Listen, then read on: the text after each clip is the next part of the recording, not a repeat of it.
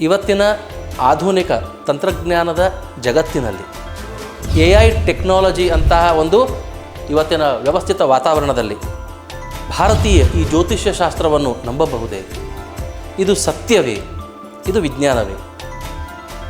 ಮತ್ತು ರಾಶಿ ನಕ್ಷತ್ರಗಳಿಂದ ನಮ್ಮ ದಿನಚರ್ಯದ ಭವಿಷ್ಯವನ್ನು ತಿಳಿಯಬಹುದೇ? ಮತ್ತೊಬ್ಬರ ದೃಷ್ಟಿ ನಮ್ಮ ಮೇಲೆ ತಾಗುತ್ತದೆಯೇ? ಎಲ್ಲ ಕಷ್ಟಗಳಿಗೂ ಜ್ಯೋತಿಷ್ಯದಲ್ಲಿ ಪರಿಹಾರ ಇದೆಯೇ? ಮಾಟ, ಮಂತ್ರ, ಯಂತ್ರ, ತಂತ್ರ, ದೋಷಗಳು, ಪ್ರಾರಬ್ಧಗಳು, ಅರಿಷ್ಟಗಳು ಇವೆಲ್ಲವೂ ಶಾಸ್ತ್ರದಿಂದ ತಿಳಿದು ಒಂದು ನಿರಾಳತೆ ನಮಗೆ ಸಿಗುತ್ತದೆಯೇ? ಇದೆಲ್ಲವನ್ನು ತಿಳಿಯಲು ತಪ್ಪದೇ ನಮ್ಮ ಜ್ಯೋತಿಷ್ಯ ಜಾಗೃತಿ ಕಾರ್ಯಕ್ರಮವನ್ನು ವೀಕ್ಷಿಸಿ.